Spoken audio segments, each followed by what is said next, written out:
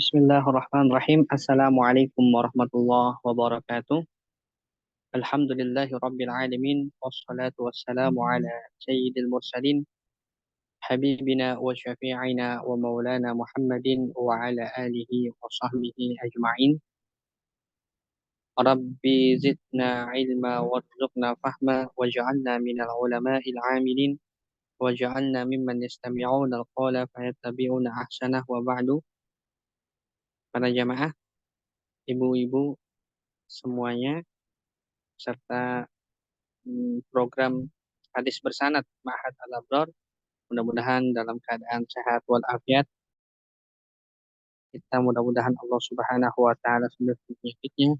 Yang sedang ada hajat, mudah-mudahan Allah Subhanahu wa taala kabulkan hajatnya. Yang sedang ada keinginan dunia maupun akhirat, mudah-mudahan Allah Subhanahu wa taala kabulkan keinginannya dengan cara yang paling mudah, dengan cara yang penuh dengan keberkahan tentunya. Amin amin ya Allah ya rabbal alamin.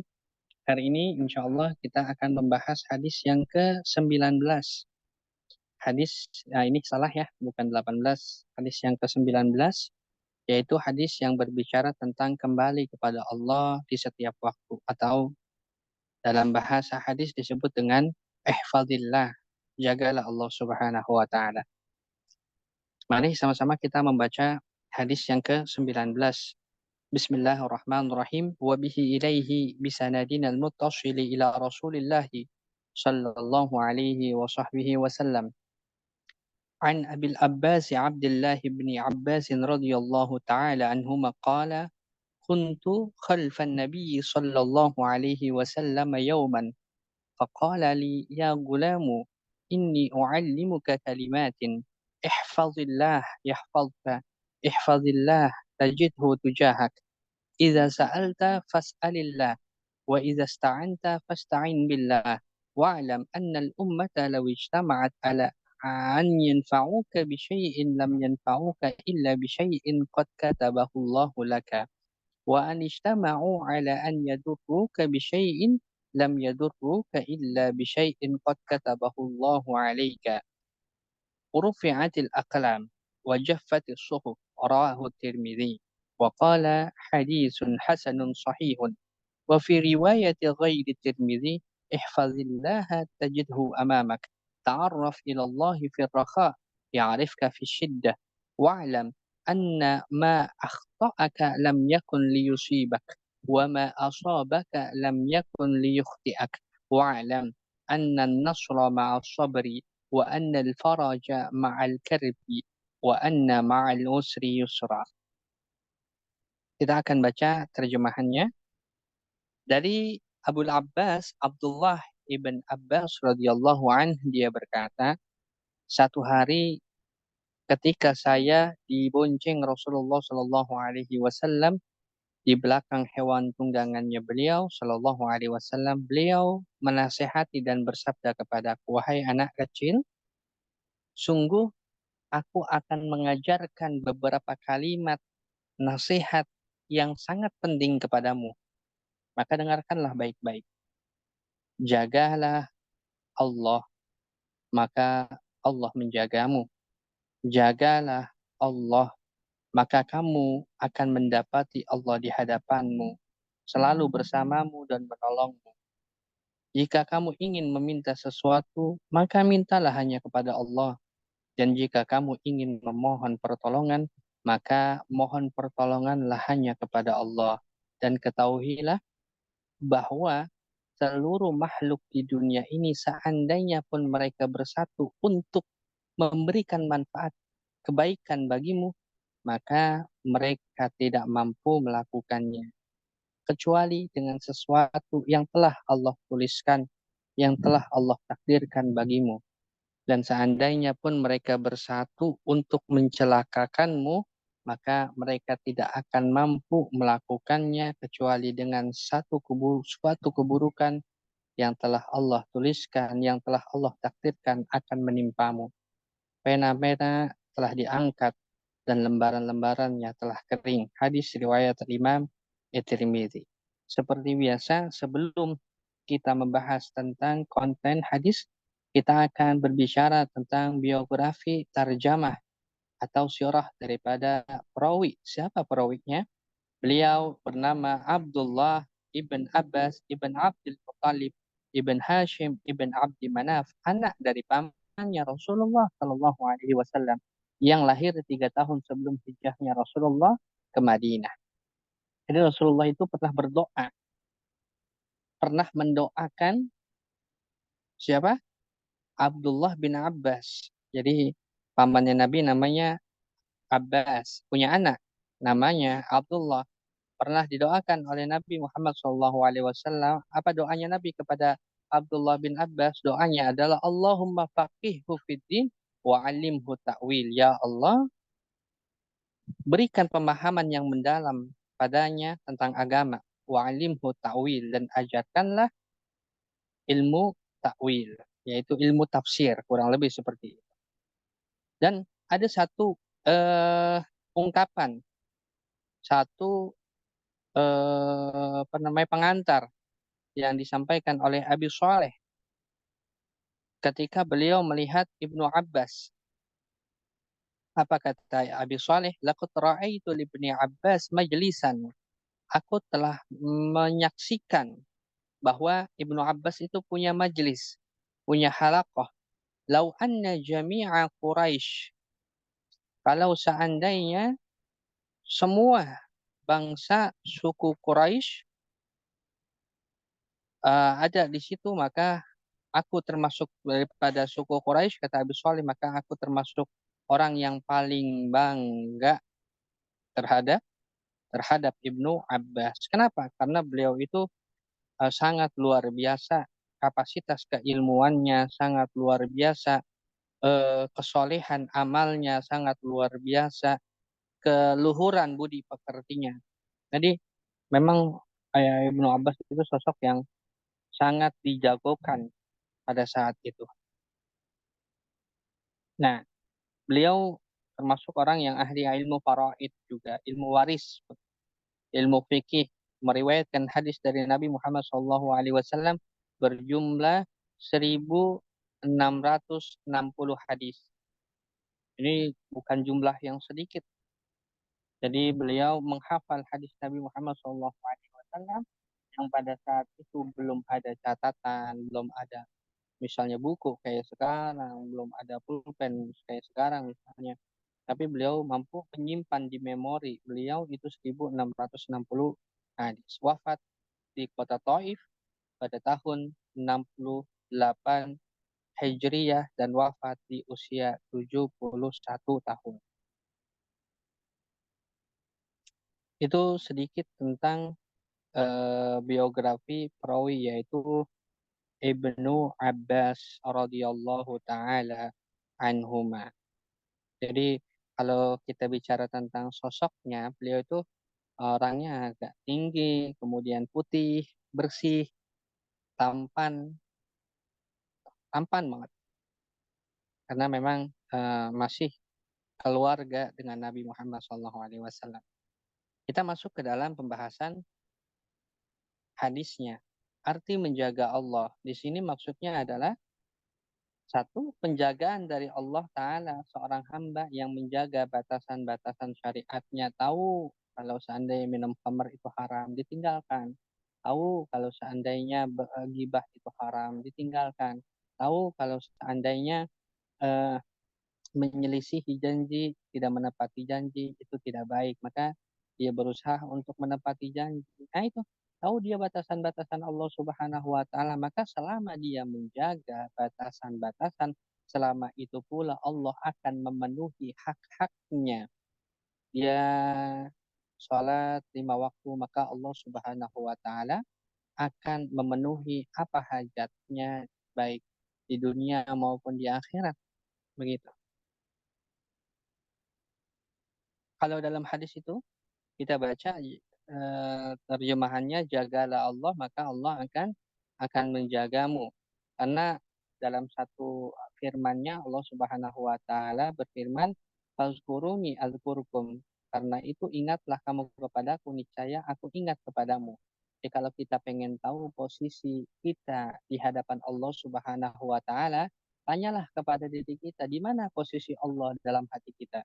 Kalau hati kita terus-terus menyebut asma'nya Allah, terus ingat Allah, makan ucap Bismillah, selesai makan ucap Alhamdulillah, mau keluar rumah baca Bismillah, di perjalanan baca La ilaha illallah, ketika melihat sesuatu yang indah mengucapkan Masya Allah, ketika melihat sesuatu yang tidak baik mengucapkan Subhanallah, itu terus dia baca lafaz Allah Subhanahu wa Ta'ala, maka kita tahu bahwa orang tersebut derajatnya di sisi Allah Subhanahu wa taala. Jadi ala qadri sebanyak apapun, sebanyak apa kita menyebut lafaz Allah, mengingat Allah, sebanyak itu pula Allah mengingat kita. Ibu-ibu semua yang dirahmati Allah Subhanahu wa taala, dalam firman lain Allah Subhanahu wa taala berkata, "Ya ayyuhalladzina amanu in tansurullah yansurkum." Wahai orang-orang yang beriman, jika kamu menolong Allah, di sini konteksnya menolong agama Allah, niscaya Dia akan menolongmu. Jadi semuanya kaitannya adalah tentang hamba Allah, agama Allah, tentang diri kita. Begitu. Ada satu kisah bahwa anda ba'dul ulama, ada sebagian daripada ulama jawaza mi'ah sana. Itu umurnya lebih daripada 100 tahun. Kemudian menikmati atau mensyukuri akal yang diberikan Allah, kekuatan yang Allah berikan. Jadi di umur tua itu pandangannya masih bagus, kemudian badannya masih sehat, padahal umurnya udah 100 tahun lebih.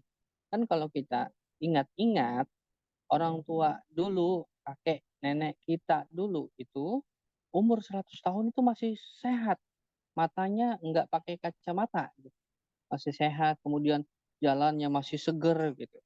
Jadi ini ditanya apa sih rahasianya? Fasu ilaan sababizalika. Ditanya rahasianya apa tuh sampai umur tua masih seger, masih sehat, masih kuat, matanya masih lihat gitu.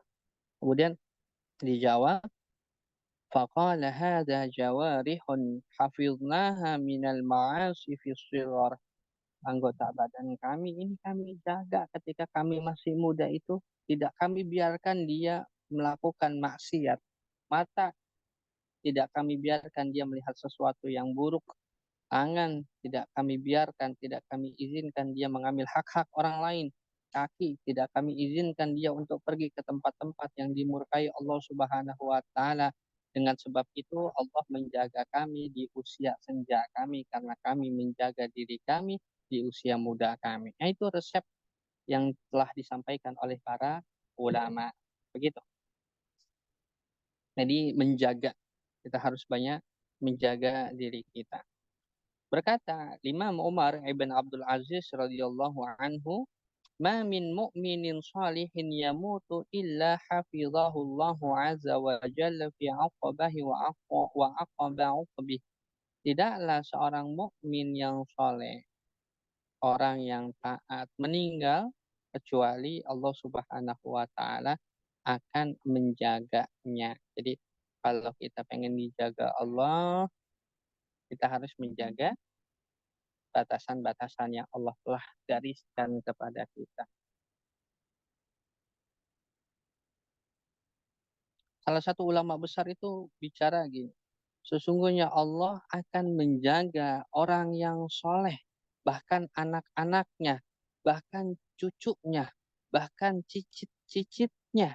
Kenapa? Karena perbuatan baik yang dia lakukan. Wah, ini sangat luar biasa ya. Jadi ketaatan-ketaatan yang kita lakukan itu akan berefek positif, akan berefek baik untuk anak-anak kita. Makanya gini, dia mah anak ustadz, wajar kalau seandainya dia pintar. Dia mah anak ustazah, wajar kalau seandainya dia dia pintar. Sebenarnya bukan anak ustadz dan bukan anak ustazah pun akan cerdas, akan pintar, akan soleh, akan sukses di dunia dan sukses agamanya selama orang tuanya itu mampu untuk mendidik anaknya.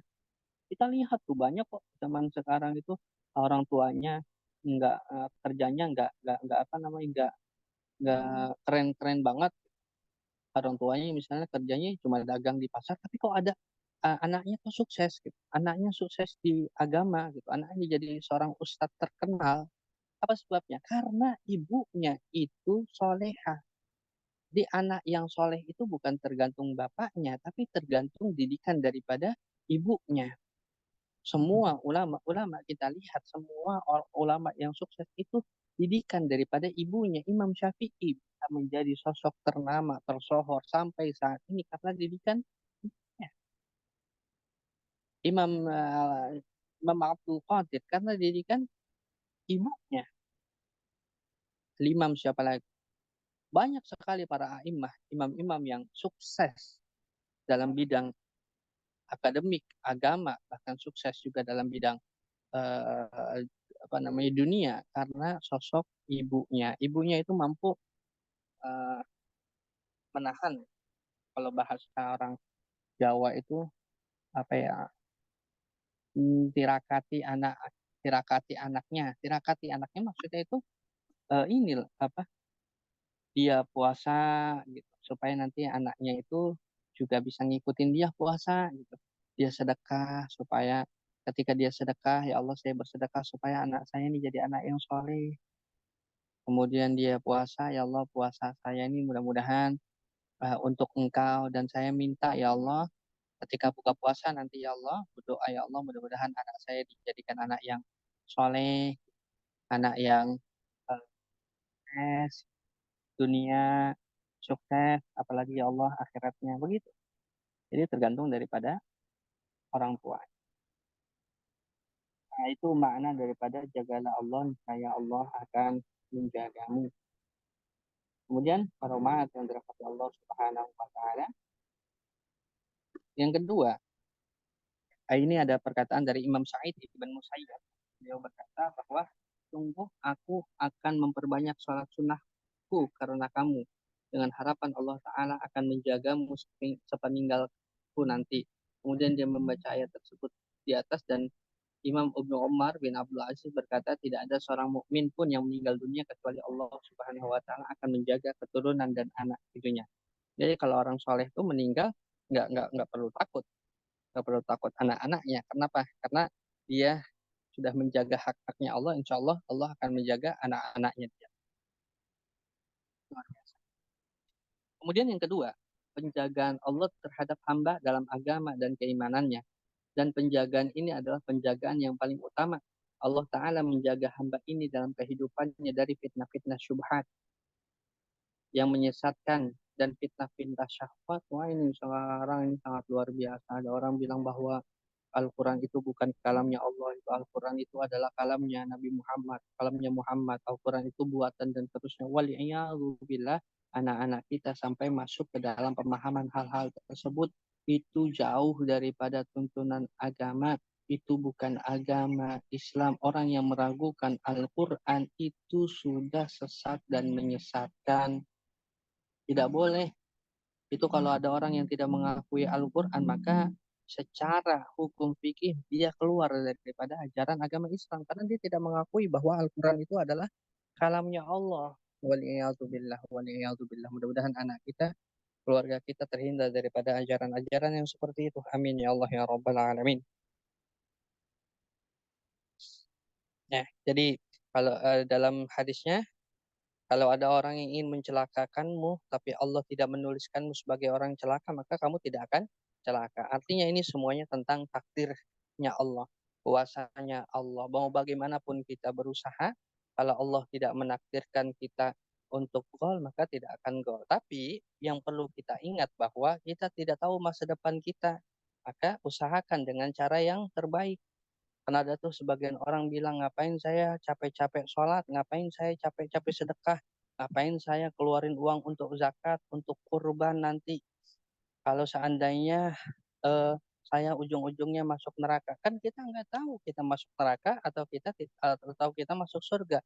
Karena kita tidak tahu apakah masuk neraka, apakah masuk surga, maka berbuatlah seakan-akan kita masuk surga. Berbuatlah kita sebagai ahli surga. Fa insya Allah Allah Subhanahu wa taala tidak akan pernah mengingkari hambanya. Usaha daripada hambanya Allah itu zat yang sangat mengapresiasi tindakan atau usaha yang dilakukan oleh hambanya, sangat baik hati. Jadi kita harus husnuzon pada Allah Subhanahu wa taala, jangan sampai berpikir bahwa Allah mengabaikan kita, bahwa Allah membiarkan kita, bahwa Allah tidak memperhatikan kita. Jangan sampai seperti itu, karena sabda Nabi eh apa? Sabdanya Nabi Muhammad SAW dalam hadis qudsi, Allah Subhanahu wa taala berfirman, "Ana 'inda dhanni 'abdi bi."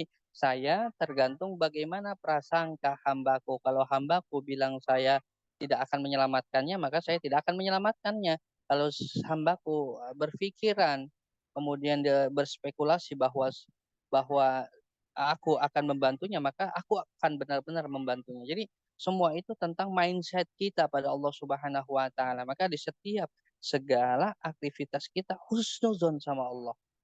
Pak, insya Allah jalannya akan dipermudah oleh Allah Subhanahu wa taala. Kita harus yakini itu. Saya rasa itu untuk kita di hadis yang ke-19, mudah-mudahan untuk kita semuanya, dan mudah-mudahan kita semuanya, anak-anak kita semua dijadikan anak-anak yang solih dan solihah. Barakallahu fikum. Itu yang bisa saya sampaikan. Sekali lagi, mohon maaf jika ada kata-kata yang kurang berkenan. Bila hitaf ya, kita tutup dengan doa kafaratul majlis. Subhanallahumma wa bihamdika asyhadu an la ilaha illa anta astaghfiruka wa atubu ilaik. Alaikum minkum. Allahumma muwaffiq ila aqwamit thoriq. Wassalamualaikum warahmatullahi wabarakatuh. Terima kasih banyak semuanya.